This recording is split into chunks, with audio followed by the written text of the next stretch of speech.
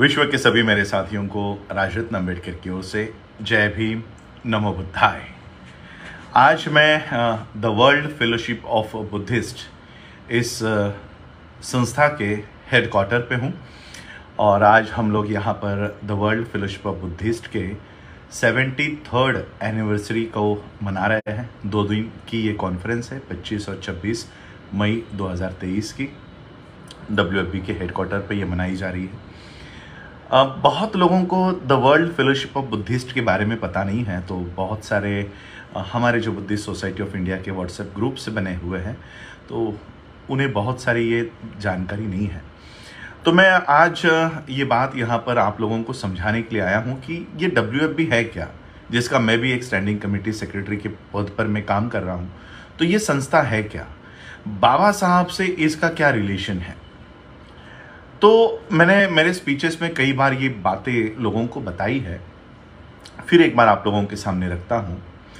World fellowship of Buddhist जिस तरह से अलग अलग देशों की ऑर्गेनाइजेशंस होती है, जैसे सार्क है, SAARC, सार्क करके एक ऑर्गेनाइजेशन है, नाटो है, WHO है, उसी के धरती पर बुद्धिस्ट कंट्रीज का एक ऑर्गेनाइजेशन है। बुद्धिस्ट कंट्रीज 1950 में इन्होंने ये पहल की थी कि जितने भी बुद्धिस्ट कंट्रीज है इसी धरती पर बौद्ध देशों का भी एक ऑर्गेनाइजेशन होना चाहिए और हर 2 साल में बौद्ध भी इकट्ठा होकर उनकी जो समस्या है वो विश्व के लेवल पर, इंटरनेशनल लेवल पर उस पर चर्चा होनी चाहिए। और तब इन्होंने 1950 में, भले आज 25 मई है, 25 मई से पहले बाबा साहब अम्बेडकर जी को दरअसल वो इनविटेशन भारत को था कि इंडिया से कोई एक एमिनेंट बुद्धिस्ट स्कॉलर आप हमें भेजिए। गवर्नमेंट को ये न्योता था और उस समय बुद्धिज्म के ऊपर अभ्यास या पढ़ाई बाबा साहब से ज़्यादा किसी की नहीं थी। तो उस समय के गवर्नमेंट ने एज कैबिनेट मिनिस्टर बाबा साहब अम्बेडकर जी को इस वर्ल्ड फेलोशिप ऑफ बुद्धिस्ट के फाउंडेशन कहो या फर्स्ट कॉन्फ्रेंस के लिए बाबा साहब को भेजा था। उस समय WFB का फाउंडेशन हुआ नहीं था और फिर जब बाबा साहब इस कॉन्फ्रेंस में आए तब बाबा साहब ने देखा कि उस समय 27 बौद्ध देश ये इकट्ठा होकर ये वर्ल्ड फेलोशिप ऑफ बुद्धिस्ट का निर्माण करने जा रहे हैं। बाबा साहब को ये बात अच्छी लगी कि बुद्धिस्ट ऑर्गेनाइजेशंस भी वर्ल्ड में अब बन रही है। तो बाबा साहब 1950 में बाबा साहब का स्पीच भी है इस WFB के कॉन्फ्रेंस में, जो मैंने लास्ट 2018 में यहाँ पर बाबा साहब के ही आवाज़ में वो यहाँ पर प्ले भी किया था कि बाबा साहब हमारे संस्था के फाउंडेशन वो यहाँ पे आपके फाउंडेशन में उस समय शामिल थे। तो बाबा साहब 1950 में आए। बाबा साहब ने देखा कि बौद्ध देश इकट्ठा हो रहे हैं और बौद्ध देशों का एक ऑर्गेनाइजेशन तैयार हो रहा है। उसका नाम the world fellowship of Buddhist, यानी हिंदी में फेलोशिप को हम कहते हैं कि बंधुता, भातृभाव, फेलोशिप को हम बंधुता कहते हैं, और बुद्धिस्ट यानी जितने भी वर्ल्ड के बुद्धिस्ट कंट्रीज हैं उनमें बंधुता लाने की ये एक ऑर्गेनाइजेशन उस समय निर्माण हुई। और ये कहकर उन्होंने अलविदा किया सबको कि नेक्स्ट 2 ईयर में हमको आना है और एवरी 2 ईयर, हर 2 साल में चाहे कुछ भी हो हम हर 2 साल में मिला करेंगे। पिछले पैंडेमिक में सिर्फ इसका ब्रेक हुआ, उससे पहले कभी भी एक भी साल इसका ब्रेक नहीं हुआ है। 1950, 1952, 1954 और 1956 ये 4 साल बाबा साहब को इस कॉन्फ्रेंस के लिए मिले। बाबा साहब इन कॉन्फ्रेंस के लिए जाया करते थे। 1952 में बाबा साहब आने के कोई प्रूफ नहीं मिल रहे, रिकॉर्ड में नहीं है। शायद ये हो सकता है कि 1952 में बाबा साहब अपने इलेक्शंस के लिए शायद उसमें एंगेज हो, लेकिन 1950, 54 और 56 इन 3 कॉन्फ्रेंस में बाबा साहब आए और बाबा साहब को इसी कॉन्फ्रेंस ने, हम जैसे अब बाबा साहब को बोधिसत्व कहते हैं, तो ये बोधिसत्व हम लोगों ने दी हुई उपाधि नहीं है। हम लोग इमोशनल होकर, हम लोग भावनिक होकर बाबा साहब को बोधिसत्व नहीं कहते। बाबा साहब को वर्ल्ड फेलोशिप ऑफ बुद्धिस्ट के प्रेसिडेंट ने, उनकी जो धम्म दीक्षा अक्टूबर में हुई थी और ये नवंबर में कॉन्फ्रेंस हुई थी, 1 महीने बाद बाबा साहब जब इस कॉन्फ्रेंस के लिए गए तो पूरे वर्ल्ड के बुद्धिस्टों ने बाबा साहब को बोधिसत्व ये उपाधि देकर गौरवान्वित किया है, बाबा साहब का सम्मान किया। तो ये वो ऑर्गेनाइजेशन है। लेकिन एक दुख की बात ये बताना चाहूंगा, बाबा साहब हमें इस ऑर्गेनाइजेशन जोड़कर चले गए, इस ऑर्गेनाइजेशन से जोड़कर इसलिए चले गए कि भारत का संविधान अगर कहीं हमको हक और अधिकार देने में फेल हो जाए या वहां की सरकारें हमारे ऊपर होने वाले अत्याचारों को ठीक तरह से एड्रेस ना कर सके, तो हम इस प्लेटफॉर्म पे आए, वर्ल्ड फेलोशिप ऑफ बुद्धिस्ट के प्लेटफॉर्म पे आए और वहां पर बौद्धों के साथ जो कुछ भी हो रहा है ये यहां पर आकर बयान करें। यहां से वो यूनाइटेड नेशंस में जाएगा, यहां से वो इंटरनेशनल ह्यूमन राइट्स कमीशंस में जाएगा। यहां पर रखा हुआ जो चीजें हैं वर्ल्ड फेलोशिप ऑफ बुद्धिस्ट में, वो अलग अलग जो फोरम्स बनी हुई है वर्ल्ड की इंटरनेशनल, हम वहां तक अपनी बातों को लेकर जा सकते हैं। इसलिए बाबा साहब हमें इस ऑर्गेनाइजेशन से जोड़कर चले गए। अब एक बात और आपको बताना चाहूंगा, वर्ल्ड फेलोशिप ऑफ बुद्धिस्ट जो है, यहां पर मुझे बहुत सारे लोग मुझे ईमेल करते हैं, व्हाट्सएप करते हैं कि हमें भी सदस्य बनना है, हमें भी सदस्य बनना है। यहां पर किसी आदमी को, इंडिविजुअल को सदस्य नहीं बनाया जाता। वर्ल्ड फेलोशिप ऑफ बुद्धिस्ट ये मेंबर्स का संगठन नहीं है, इंडिविजुअल्स का संगठन नहीं है, ये संगठनों का संगठन है। अगर आपकी कोई बुद्धिस्ट ऑर्गेनाइजेशन है तो ही यहां पर वो ये मेंबर बन सकती है। एक एक आदमी आकर यहां पर इंडिविजुअल सदस्य नहीं बन सकता। तो अब हमें इनके साथ अगर जुड़ना है तो हमें संस्था की होने की जरूरत है, संस्था होने की जरूरत है। और वो संस्था भी कौन सी, जो बौद्धों की हो। कल को आप कोई इस्लामिक ऑर्गेनाइजेशन बनाओ और कहो कि मुझे WFB का मेंबर बनाना है, तो वो आप मेंबर नहीं बन सकते। कल को कोई क्रिश्चियन ऑर्गेनाइजेशन बनाओ और कहो कि मुझे WFB का मेंबर बना दो, तो वो आपको मेंबर नहीं बनाएंगे, क्योंकि मेंबर होने के लिए आपको बुद्धिस्ट ऑर्गेनाइजेशन होनी जरूरी है। अब ये नियम जब 1950 में लगा, तो बाबा साहब की जो ऑर्गेनाइजेशन उस समय थी, तो वो थी शेड्यूल कास्ट फेडरेशन। अब शेड्यूल कास्ट फेडरेशन WFB का मेंबर नहीं हो सकता, क्योंकि वो तो शेड्यूल कास्ट की है, उससे बौद्धों का कोई रिलेशन नहीं है। तब बाबा साहब ने क्या किया, 1954 में जब बाबा साहब ने एग्रेसिवली, मैं हमेशा ये वर्ड यूज करता हूं कि बाबा साहब ने आक्रामक तरीके से 1954 में वर्ल्ड फेलोशिप ऑफ बुद्धिस्ट के मंच से भारत के बौद्धों की समस्या रखी है। बाबा साहब ने, मुझे वो स्पीच सुनते हुए कभी कभी डर लगता है, वो रीड करते हुए डर लगता है कि इतने कठोर शब्द बाबा साहब वर्ल्ड फेलोशिप ऑफ बुद्धिस्ट के प्रेसिडेंट के सामने कह रहे हैं। बाबा साहब कह रहे हैं कि इतना तामझाम आप लोगों ने किया है। जैसे आज मैं यहां पर हूं, थाईलैंड में हूं, 5 स्टार होटल बुक है, पूरा होटल बुक है, नीचे लिमोजीन हमारे लिए खड़ी होती है, और वर्ल्ड फेलोशिप ऑफ बुद्धिस्ट का पूरा हेडक्वार्टर बुक है। इतना तामझाम किया है, आने का खर्चा, रहने का खर्चा, खाने का खर्चा, ये सारा खर्चा किया है। बाबा साहब कहते हैं आपका सारा खर्चा व्यर्थ है। अब सोचिए कि जिनके कॉन्फ्रेंस में बाबा साहब गए हैं, उनको ही बाबा साहब कह रहे हैं कि आपने इतना खर्चा किया है, ये सारा खर्चा तो वेस्ट है, वेस्टेज ऑफ मनी है। क्यों वेस्टेज ऑफ मनी है? बाबा साहब कहते हैं आपकी कंट्री तो पहले से ही बुद्धिस्ट है, बुद्धिस्ट कंट्री में बौद्ध धर्म का प्रचार प्रसार करके क्या करने वाले हो? अगर सही में खर्चा करना चाहते हो, सही में रिसोर्सेस लगाना चाहते हो, तो आप इंडिया में आओ। मैं लोगों को बौद्ध धर्म के पीछे खड़ा करने के लिए मैं काम करता हूं। आप रिसोर्सेस लगाओ, आप वहां पर यूनिवर्सिटीज तैयार करो, आप वहां पर सेमिनरीज तैयार करो, लोग मैं तैयार करता हूं। बाबा साहब ने एग्रेसिवली ये स्पीच की और बाबा साहब को तब एहसास हुआ कि मैंने वर्ल्ड फेलोशिप ऑफ बुद्धिस्ट या वर्ल्ड के बुद्धिस्ट कंट्रीज को इंडिया में इनवाइट तो कर दिया है, लेकिन वो जाएंगे कहां पर? वो कांटेक्ट किसको करेंगे, संपर्क किसको करेंगे? क्या गली गली में जाकर एक एक आदमी के घर पे जाकर देखेंगे कि वो बौद्ध है कि नहीं है? और इसलिए वर्ल्ड के बुद्धिस्ट कंट्रीज को अगर भारत से संपर्क करना है तो भारत में एक बौद्ध ऑर्गेनाइजेशन, बौद्ध संस्था का होना जरूरी है। इसलिए 1954 में जब बाबा साहब भारत में आए, दिसंबर मंथ में बाबा साहब ने अपनी ऑर्गेनाइजेशन रजिस्टर्ड करने का काम शुरू किया। हमारे लोग हवा में ही ऑर्गेनाइजेशंस बना देते हैं, उसका कहीं रजिस्ट्रेशन नहीं होता। लेकिन बाबा साहब के इस ऑर्गेनाइजेशन का रजिस्ट्रेशन हुआ, 6 महीने बाबा साहब को वेट करना पड़ा और 4 मई 1955 को बाबा साहब अंबेडकर जी को उस समय का इंडियन सोसाइटीज रजिस्ट्रेशन एक्ट 1860 के अंतर्गत 3227 ये रजिस्ट्रेशन नंबर 4 मई 1955 को बाबा साहब को प्राप्त हुआ। आपको याद होगा मैंने मई महीने में कनाडा से बुद्धिस्ट सोसाइटी ऑफ इंडिया के फाउंडेशन की भी मैंने आपको बधाई दी। 4 मई 1955 को बाबा साहब को the Buddhist society of India ये संस्था रजिस्ट्रेशन होके प्राप्त हुई।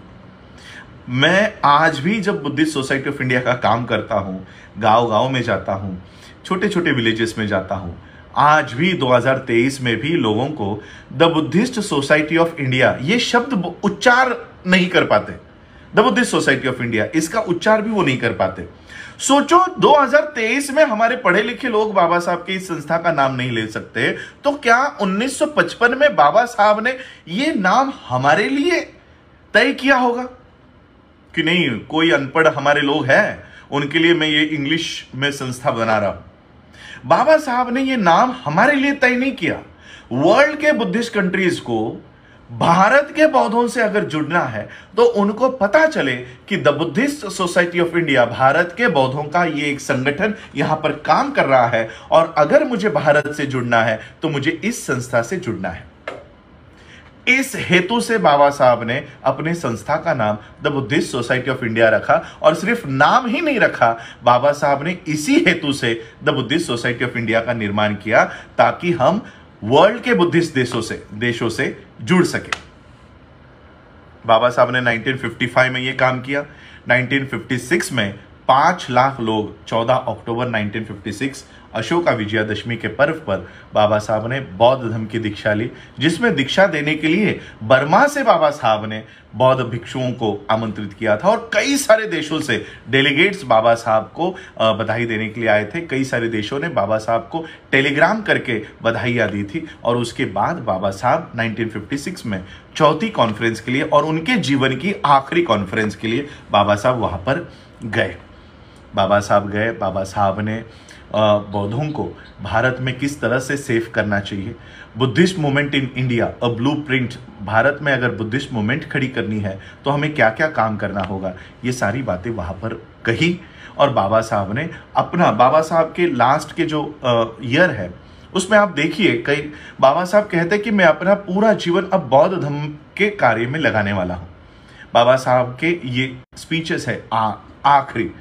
बाबा साहब को ये अंदेशा हो गया था कि संविधान जो 1950 में लागू हुआ है, ये ऐसे लोगों के हाथों में चला गया है जो कभी भी संविधान को चलाएंगे नहीं।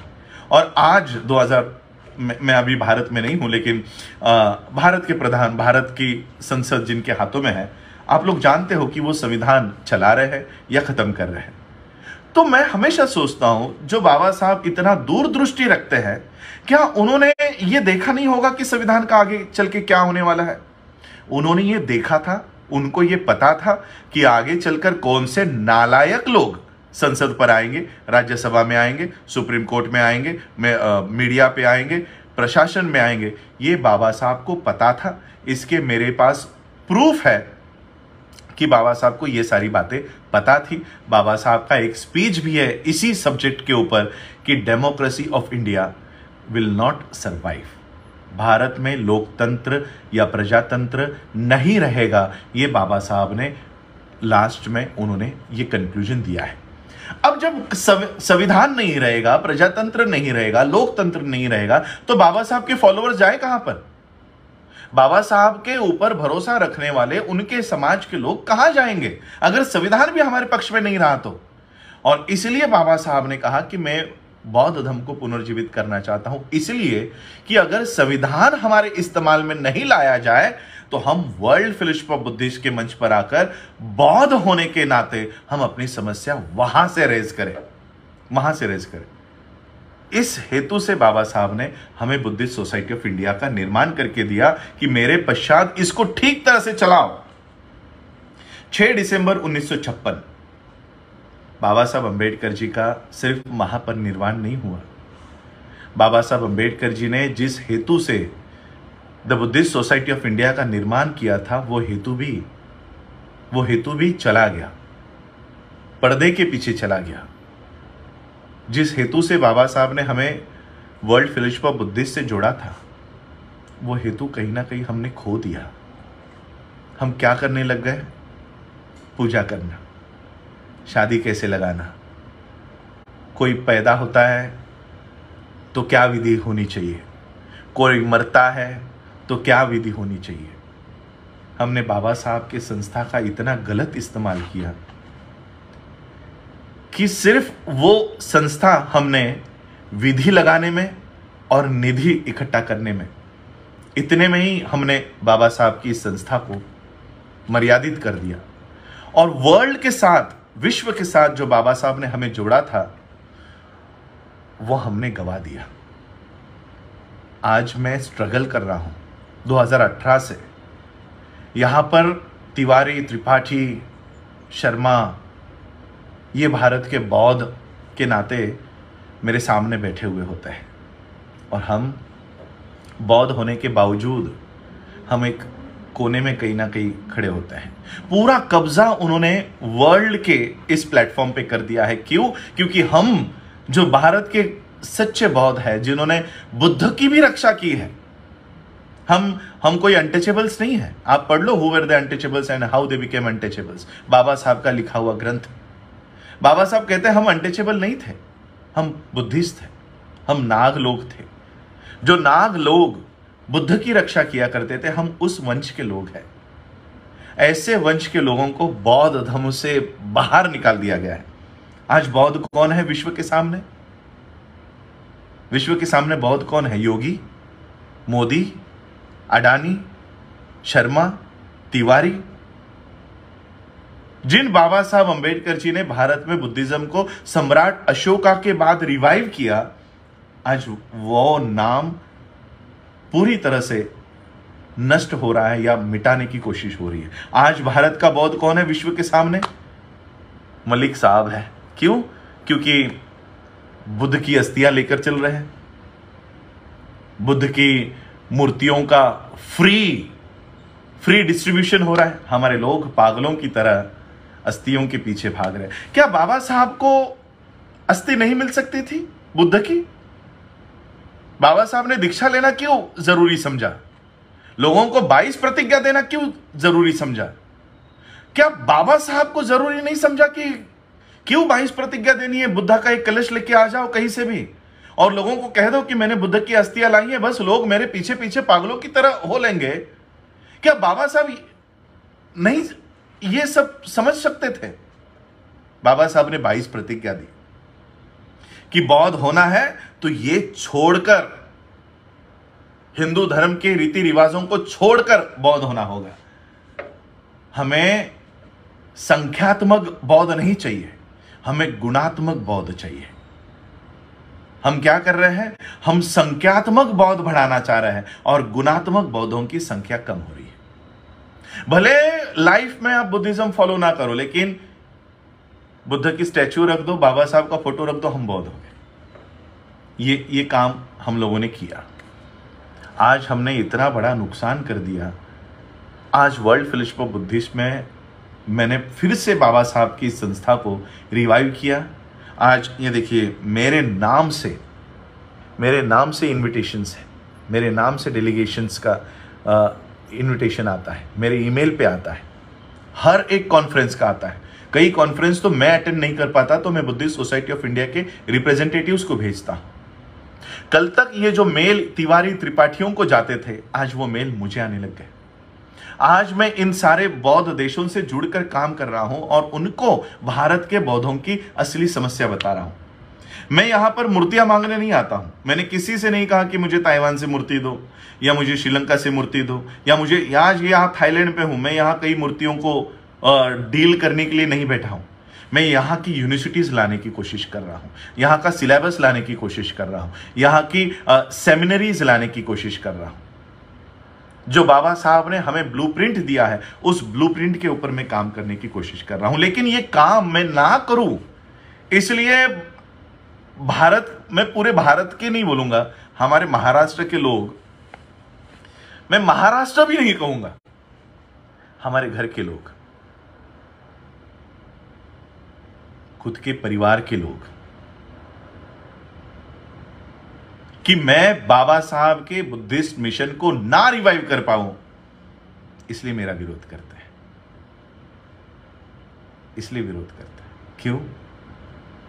क्योंकि मैं बाबा साहब के बुद्धिस्ट मिशन को ना चलाऊं, हमारा जो धंधा चल रहा है विधि लगाकर निधि कमाने का, वो धंधा बंद ना हो जाए। धंधा ही कहूंगा मैं इसे।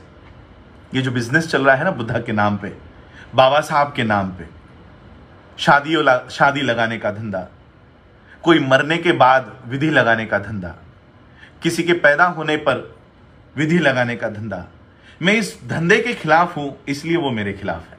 अगर मैं इस धंधे को बढ़ावा दूं तो वो मुझे बढ़ावा देंगे, लेकिन मैं बाबा साहब के ब्लूप्रिंट के ऊपर काम करना चाहता हूं। मैं ये नहीं कहता हूं कि ये पार्ट नहीं है, लेकिन ये होल नहीं है, पार्ट, ये हिस्सा नहीं है, ये पूरा का पूरा मिशन, यानी सिर्फ विधि लगाना नहीं है। वो काम जिसे करना है करे। आज मैं क्या काम कर रहा हूं? बुद्धिस्ट यूनिवर्सिटी का निर्माण कर रहा हूं, बुद्धिस्ट बैंक का निर्माण हमने कर दिया है, बौद्ध धर्म के दीक्षाओं का कार्यक्रम हर कहीं पर चल रहा है, 22 प्रतिज्ञा देने का कार्यक्रम चल रहा है। आप लोगों ने देखा होगा दिल्ली के एक 22 प्रतिज्ञा देने पर कितना बड़ा बवाल हो गया। बताइए, जो लोग बौद्ध बुद्ध की प्रतिमा बांट रहे हैं, क्या वो पब्लिक में एक भी बार 22 प्रतिज्ञा में से कोई एक प्रतिज्ञा लेने को तैयार है? एक भी प्रतिज्ञा, वो एक प्रतिज्ञा लेने के लिए तैयार नहीं है। और हम इस तरह से डिवाइड हो रहे हैं जातियों के नाम पर। जातियों के नाम पर हम अलग अलग संगठन में बैठे हुए हैं। और इसलिए मैं आज आप लोगों को वर्ल्ड फेलोशिप ऑफ बुद्धिस्ट की ये बधाई देने के साथ साथ ये संस्था क्या है, बाबा साहब ने हमें इससे क्यों जोड़ा है, और इस प्लेटफॉर्म से जुड़कर हम कहां तक जा सकते हैं। सिर्फ ये मेरे पूरे लाइफ की वर्ल्ड फेलोशिप ऑफ बुद्धिस्ट की 2018 की मेरी पहली कॉन्फ्रेंस थी। उसके बाद 2020 की कॉन्फ्रेंस हुई नहीं। पिछले 2022 को मैं श्रामनेर उस समय था, तब मैं यहाँ पर आया, मेरी वो तीसरी कॉन्फ्रेंस थी, और आज में ये चौथी कॉन्फ्रेंस है। ये 4 सालों में ये मेरी चौथी कॉन्फ्रेंस है। इन 4 सालों में मैंने क्या हासिल किया है पता है? आज इन 4 सालों में मैं ताइवान के साथ आज बहुत अच्छी तरीके से जुड़ा हूं, मैं श्रीलंका के साथ अच्छे तरीके से जुड़ा हूं, मैं वियतनाम के साथ, बुद्धिस्ट कंट्रीज के साथ कह रहा हूं, मैं बाकी यूरोपियन कंट्रीज नहीं गिना रहा हूं। यूरोपियन कंट्रीज में मैं काम कर ही रहा हूं। वहां पर हमारे अंबेडकर इंटरनेशनल मिशन और AICS, जैसे आप कनाडा, हमारे चंचल मैडम जी का थोड़ी देर पहले फोन था, तो उनसे तो मैं जुड़ा हुआ हुई अंबेडकर इंटरनेशनल मिशन से, लेकिन मैं बुद्धिस्ट मिशन की बात कर रहा हूं। तो ये बुद्धिस्ट मिशन से भी मैं इन सारी कंट्रीज में काम कर रहा हूं। लेकिन इंडिया से जो ब्राह्मणिकल सिस्टम है, वो अब उनके एजेंट्स यहां पर छोड़ रहे हैं कि नहीं, राजरत्न अंबेडकर बुद्धिस्ट रिप्रेजेंटेटिव नहीं है, बुद्धिस्ट रिप्रेजेंटेटिव ये हमारा छोड़ा हुआ ये बंदा है। मुझे कभी कभी अनुभूति होती है, अनुभव होता है कि राउंड टेबल कॉन्फ्रेंस में जब गांधी को भेजा गया और गांधी ने यह दावा किया कि उस समय के गांधी के अनुसार हरिजनों का नेता गांधी है, ये बात उन्होंने राउंड टेबल कॉन्फ्रेंस में आकर कही, और उन्होंने कहा कि डॉक्टर अंबेडकर ये तो ब्रिटिशरों के भेजे हुए रिप्रेजेंटेटिव है, उनका शेड्यूल कास्ट के लोगों से कोई संबंध नहीं है, शेड्यूल कास्ट के लोगों का सही असली नेता मैं यानी गांधी हूं। इस तरह की बात जो 1930 में कही गई थी, 1930, 31, 32, 33 में कही गई थी, इस तरह की बात 2033 में दोहराई जा रही है। ये पूरी कॉन्फ्रेंस में इंडिया से भेजे हुए लोग बस यही साबित करने पे तुले हुए हैं कि बौद्धों के असली नेता मोदी है, बौद्धों के असली मॉन्क योगी है। कभी कभी कंपेयर करता हूं तो ऐसा लगता है कि जो समस्या बाबा साहब के सामने थी वही समस्या मेरे भी सामने है। हालांकि ये नहीं होना चाहिए था, क्योंकि अगर बाबा साहब जिस समस्या से लड़ रहे हैं और उसी समस्या से मुझे भी गुजरना पड़ रहा है, तो हम कितना सक्सेस प्रोग्रेस अचीव कर पाए हैं, ये हम लोगों को सवाल अपने आप से करना चाहिए। सेम सिचुएशन, सेम समस्या, सेम प्रॉब्लम्स बदलनी चाहिए थी, लेकिन आज भी 3 जनरेशन्स के बाद भी अगर मुझे वही समस्या आ रही है, तो सोचिए भारत की ब्राह्मणी व्यवस्था में कितना बदलाव आया है। अगर समस्या सेम है तो बदलाव कहां है? क्या ब्राह्मण आज भी हमें एक्सेप्ट करता है? क्या ब्राह्मण आज भी हमें अपना बुद्धिस्ट रिप्रेजेंटेशन देना चाहता है? यानी हिंदुओं का भी रिप्रेजेंटेशन आपका और बौद्धों का भी रिप्रेजेंटेशन आपका ही। अभी मोहन भागवत की स्टेटमेंट थी कि वो मुसलमानों का भी रिप्रेजेंटेशन अभी वो करने वाली है। यानी मुसलमान भी आप, हिंदू भी आप, सिख भी आप, क्रिश्चियन भी आप और बौद्ध भी आप। और इसलिए हमें कहीं ना कहीं बाहर आकर अपनी समस्या एज अ बुद्धिस्ट हमें यहां पर आनी चाहिए।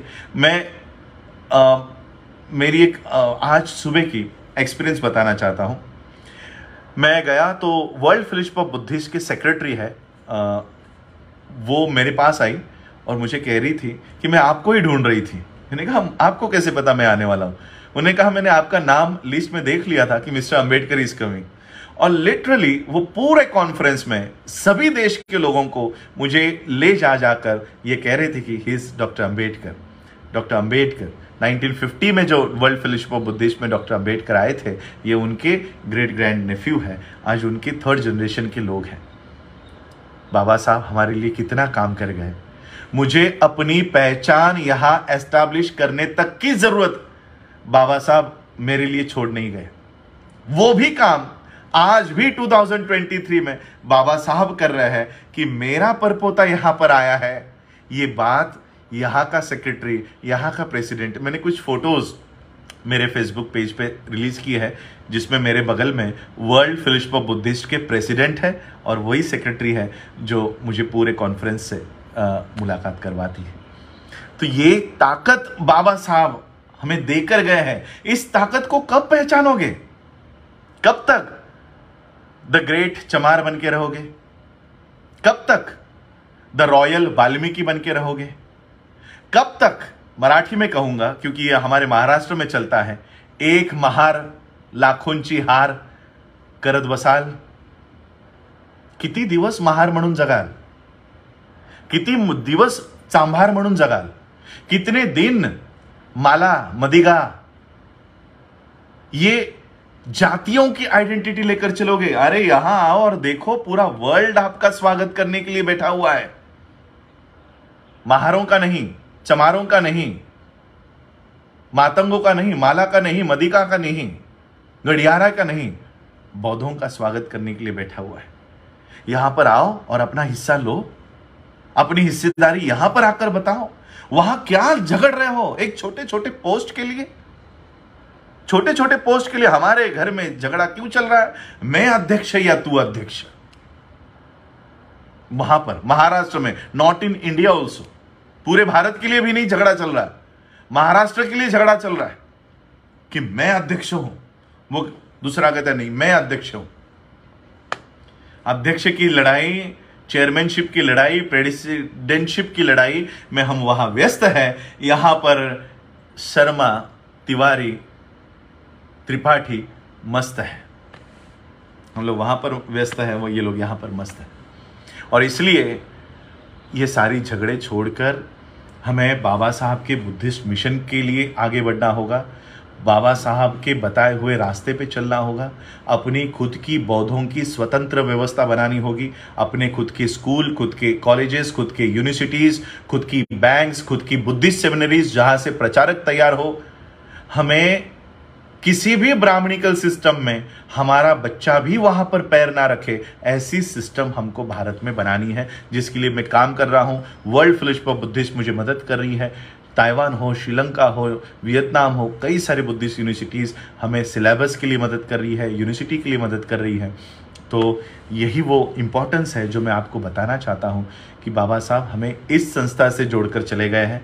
यहाँ पर आओ, अपना प्रतिनिधित्व करो, मेरे साथ यहाँ पर बुद्धिस्ट मिशन को बढ़ाने का काम करो, बाबा साहब की बुद्धिस्ट सोसाइटी ऑफ इंडिया को बढ़ाने का काम करो, इसको फ्रैक्शंस में मत रखो। मैंने 2018 में जितने भी फीस 1956 से पेंडिंग थी वो यहाँ पर भरी और बाबा साहब की बुद्धिस्ट सोसाइटी ऑफ इंडिया का रिन्यूअल, मेंबरशिप का रिन्यूअल किया और मैं आज यहाँ पर बाबा साहब की संस्था को रिवाइव कर रहा हूँ। सोचिए, पिछले 60 सालों का जो गैप हुआ है, अगर ये गैप ना हुआ होता तो आज बुद्धिस्ट सोसाइटी ऑफ इंडिया के प्रेसिडेंट नहीं, वर्ल्ड फेलोशिप ऑफ बुद्धिस्ट के भी प्रेसिडेंट हमारा इंडिया का कोई आदमी होता, या जो लोग आज लड़ रहे हैं उनमें से कोई होता। 4 साल में मैं आज इंटरनेशनल प्रेजेंस कर सकता हूं, तो 60 साल में हम ज़रूर WFB के president, secretary, members, committee members में हो सकते थे। मुझे इस मिशन को बढ़ाने के लिए आप लोग साथ दोगे ऐसी अपेक्षा करता हूं। इंडिया में मैं मेरे ख्याल से 30 तारीख को वापस आ जाऊंगा। वैसाख की भी कॉन्फ्रेंस यहीं पर हो रही है, लेकिन मैं वहाँ के लिए नहीं रुक रहा हूँ। मेरे इंडिया के प्रोग्राम्स हैं, लोगों को मिलना है, बैंक के प्रोग्राम्स है, बैंक का रजिस्ट्रेशन के प्रोसेस हैं, वो सब काम करना है। तो मैं आप लोगों से फिर रूबरू तब फिजिकली होऊंगा, फेस टू फेस होऊंगा। आज मैं ये इम्पोर्टेंस दिखाने के लिए, समझाने के लिए आप लोगों के सामने आया था। आप लोगों ने मुझे सुना, उसके लिए बहुत बहुत आभार। फिर से एक बार वर्ल्ड फेलोशिप ऑफ बुद्धिस्ट के 73rd एनिवर्सरी के सभी को बधाई देता हूँ। बाबा साहब की बहुत बहुत ऋणी महसूस करता हूँ कि बाबा साहब हमें इस संस्था से जोड़कर चले गए, जिनके वजह से आज मैं यहाँ पर, मेरे आने जाने से लेकर किराए तक का एयर फेयर भी यहाँ की कमेटी यानी ऑर्गेनाइजेशन ने बेयर किया। सोचो, इतना मदद वो हमें भारत के लोगों को करती है और लिटरली इंडिया से आया हुआ एक कोई आदमी है, कोई इंसान है, तो उसे वो बहुत रिस्पेक्ट देती है। और अगर वो अंबेडकर फैमिली से है तो सोचो रिस्पेक्ट का लेवल कितना हाई होता है। ऐसे संस्था से बाबा साहब हमें जोड़कर चले गए।